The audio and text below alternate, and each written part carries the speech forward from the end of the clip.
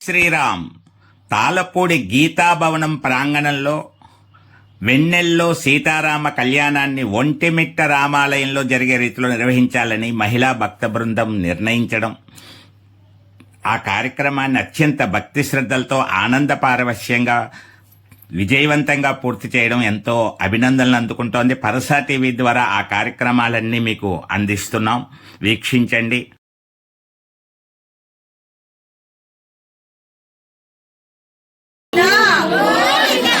ఎవరి నుంచి ఏమీ విరాళాలు ఆశించకుండా పుల్లా సాయిబాబా శ్రీమతి పార్వతీ దంపతులు 3 రోజుల పాటు ఉత్సవానికయ్యే ఖర్చు మొత్తం వారే భరించడం అభినందనీయం. వారికి సీతారాముల అనుగ్రహం కలగాలని కోరుకుంటున్నాం. అప్పన రామ పంచాక్షరి దంపతులు ఈ విషయంలో ప్రత్యేక సహకారం అందించారు. మరి ఆ కళ్యాణోత్సవాన్ని మహిళా భక్త బృందము అందరూ సమిష్టిగా కలిసి సీతారాములకు అభ్యంగన స్నానాలు చేయించడం, చక్కటి అలంకరణ చేయడం, పసుపు కొమ్ములు దంచడం, రకరకాల పువ్వులతో ప్రత్యేకమైనటువంటి శోభాయమానంగా సీతారాములను అలంకరించడం సర్వదా ప్రశంసలు అందుకుంది. మరి ఆ కార్యక్రమాలన్నీ వీక్షిస్తే తప్పనిసరిగా ఆనంద పారవశ్యం కలుగుతుంది. మరి ఎంతో వైభవంగా 3 రోజులు కూడా చూసిన వారందరూ కూడా ఎంతో ఆనంద పారవశ్యాన్ని పొందినటువంటి ఆ కార్యక్రమంలో మరి వివిధ ప్రాంతాల నుంచి వచ్చిన మహిళా భక్త బృందాలందరూ దర్శించు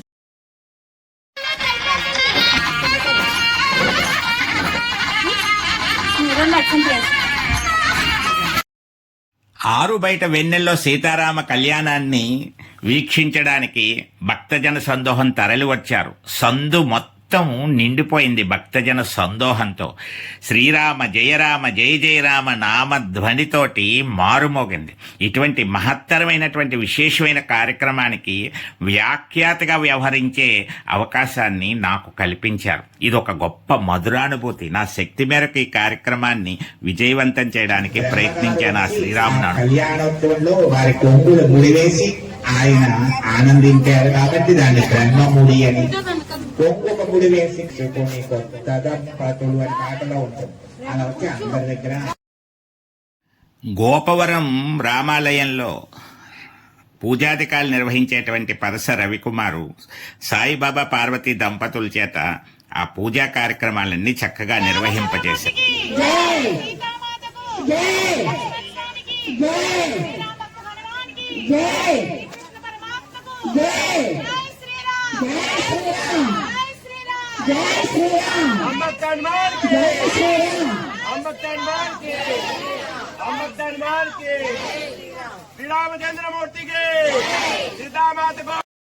సుమారు 3 గంటల పాటు జరిగినటువంటి కళ్యాణోత్సవాన్ని భక్తులందరూ కూడా ఆనంద పారవశ్యంతో ఒక్కరు కూడా లేచి వెళ్ళిపోకుండా వీక్షించడం చాలా ఆశ్చర్యం, ఆనందం కలిగించింది.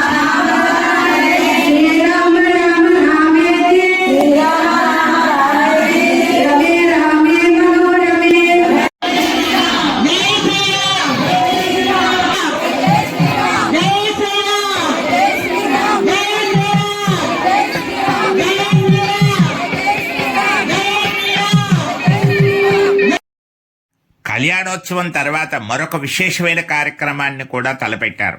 అది సీతారాముల శోభాయాత్రను కొన్ని వీధుల్లో నిర్వహించాలని చెప్పి అందుకు అవసరమైనటువంటి ట్రాలీ కూడా చాలా చిత్రంగా అప్పుడే సిద్ధమైంది.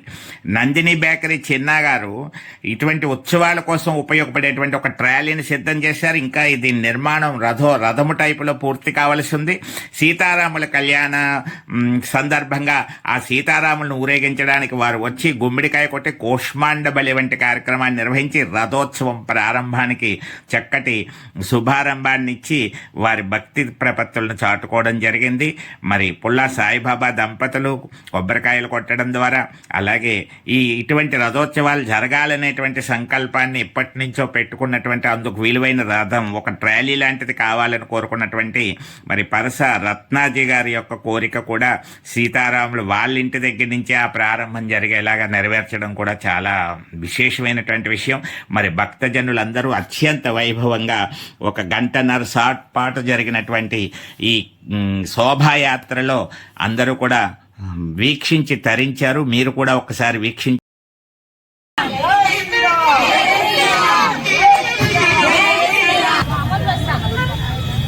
ఈ సంవత్సరం ప్రయోగాత్మకంగా కొంత మేర మాత్రమే ఈ రథోత్సవాన్ని నిర్వహించడం జరిగింది. తగిన విద్యుత్ దీపాల అలంకరణ ఇవన్నీ ఏర్పాటు చేసి వచ్చే సంవత్సరం గ్రామమంతా కూడా ఈ రథోత్సవాన్ని నిర్వహించాలని నిర్ణయించడం జరిగింది. లింగేశ్వరపురం శ్రీరామ్ నగర్ రామాలయంలో పూజింపబడేటువంటి ఉత్సవమూర్తులకు ఇక్కడ తాళపూడి గ్రామంలో చక్కగా కళ్యాణోత్సవము, శోభాయాత్ర, పౌలింప సేవ జరగడం మరొక విశేషంగా చెప్పుకోవాలి.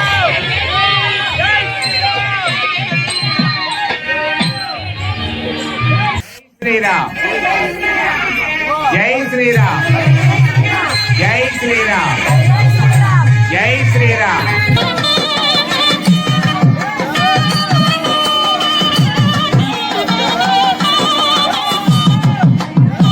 శోభనం దేహి మే సదా. ఓం హ్రీం శ్రీం హ్రీం. తర్వాత మరొక మహత్తరమైన కార్యక్రమం పవళింపు సేవ. చక్కటి అలంకరణ చేశారు.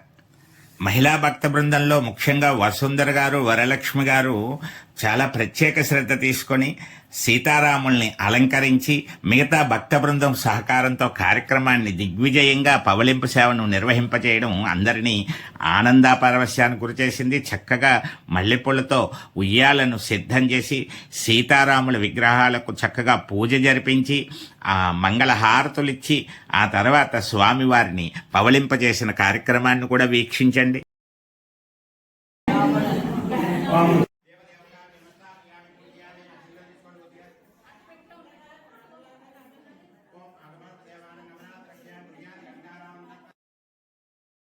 సత్య విక్రమాయ నమః, సత్యవ్రతాయ నమః, సతరాయ నమః, సదాయ నమః, సిద్ధాయ నమః, కౌశలాయ నమః,